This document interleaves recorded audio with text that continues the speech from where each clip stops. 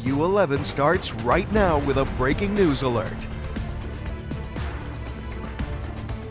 I'm Jacob Rascone live in Kerrville, day 5 now of the search. Massive search underway here in Kerrville for the dozen still missing as the death toll tops 100. And Steph, I know you're live in studio back in Houston. Yes, Jacob, we know that you've been working around the clock in Kerr County, so we will have more from you in just a moment, as today the search for survivors is now entering, as Jacob just said, its 5th day. Primary search continues, and we remain hopeful every foot, every mile, every bend of the river. Our work continues. That is Kerrville Mayor Joe Herring Jr. Now we wait for the latest update from officials. That's coming in just a little bit. And now, Jacob, you spent the day yesterday in the Hill Country. What did you see?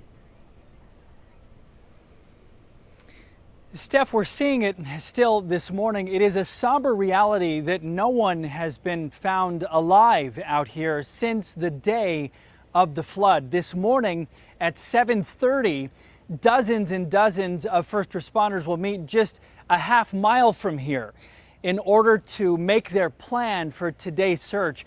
Behind me is one of the homes that was demolished by the floodwaters on Friday. We talked to people who were picking up out here who escaped just in time. Just down the road here is where the river was, or where the river is, but the river rose 25 feet all the way up to where we are, demolishing the gates here, throwing RVs. Maybe you can see there in the distance. I talked to the guy in that RV.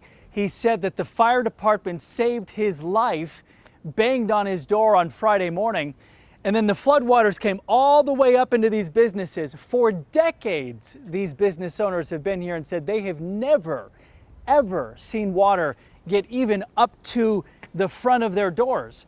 But now all of these businesses, there are dozens of them, are all gone. Amanda Henderson was talking to some of the business owners too. Now, we want to make it clear here, the primary, most important impact that everyone's concerned with is the devastating loss of life. And it's impossible to put into words just how awful that is. On top of that, however, is the crippling economic impact that will come from the demolished roads and bridges and the dozens of businesses. Amanda Henderson has that part of the story. Good morning, Amanda. Repairs are underway at the boat. The Oyster Bar and Grill sits right on the banks of the Guadalupe River. We've seen helicopters fly very low through here. We've had cops come out on our deck just looking for people, seeing if they can help with absolutely anything. So I'm sure that's tough though. it is like just trying to serve people, and like you're in the middle of the conversation and then you just hear the helicopter, and like your heart gets really heavy because you know what they're looking for. She says on Friday, the deadly Hill Country flash floods caused the river to rise up to the restaurant's deck, a good 20 feet off the ground. It was over the deck and then it kind of like washed behind me into our parking lot. When the waters receded, a combination of trees, branches, mud, and random items were left behind, something that has left fellow employee Ella Pearl speechless. It was definitely crazy coming to work, seeing all the debris that had come up from the storm. Each item tells the tale of the devastation in the early hours of Friday morning, a reality Madison Collins says hits close to home. Our neighbor heard the screaming from across the river. Guadalupe River is Collins' backyard. She says they were within 10 feet of it impacting their family home. The stairs down to the river were gone. You couldn't see anything. Now all 3 women are here, back at the river, to serve their community by keeping a local staple open and running, giving people a place to recharge as they repair. Doesn't matter who you are or anything. If you need help, we'll help you. So over my shoulder, you're seeing some people already drive up. They're going to this staging area. Last night, one of the captains here told me there are 4 staging areas throughout the county.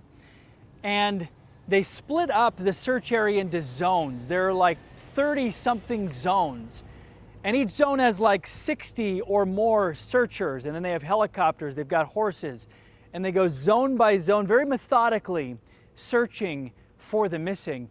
They already searched this area on Saturday. They went and researched it yesterday when we were here, and we'll be out there as they begin their search once again this morning. Steph? Yes, that's good information, Jacob. We were speaking with CBS News correspondent Karen Wall, who is close to your area, earlier last hour, and we were talking about the search for the missing, and she was saying that some of the victims may have traveled because of the strong current about 14 miles away, so that search area is so large, and some of the other victims may unfortunately be under some very heavy debris. So as you continue to talk with officials and neighbors, possibly get more information about that. So we will check in with you again in just a few minutes. For now, we are continuing to follow the developing situation in the Texas Hill Country. And as we mentioned, the flooding has taken the lives of at least 104 people. Kirk County alone has accounted for 84 deaths, including 28 children. And later today, Governor Abbott will be in Kerrville to survey the damage and will hold a press conference. That briefing is scheduled for 5 p.m. And right now, people across the state of Texas are stepping up as search and recovery efforts continue in the Hill Country. Here at home, there are several ways that you can help. Our Ugochi Iloka joins us live at the University of St. Thomas this morning, where donations are being accepted for those flood victims. Ugochi, good morning to you. And we know Houstonians are no strangers to disaster relief and also helping others who need it. Hey, Steph, you know it, and good morning to you. And I've got to tell you, in fact, just this weekend, we know hundreds of people went to different donation drop-off sites across the city to give back. And in just a few hours, those of you watching at home can do the same thing and make your way here to the University of St. Thomas Veteran Success Center here on campus from 9 a.m. to 3 p.m. They will be accepting those items so desperately needed.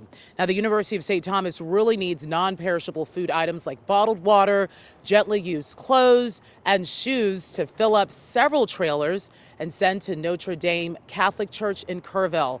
Then you have florists like Glorious Creations in Houston making free memorial flower arrangements for the families who've lost loved ones. And on top of that, several local school districts like Alvin and Humble ISD, along with Typhoon, Texas, and the Salvation Army are too collecting goods. Glorious Creations also says now more than 17 florists from across Texas join in to help, and here's how she's coordinating it all.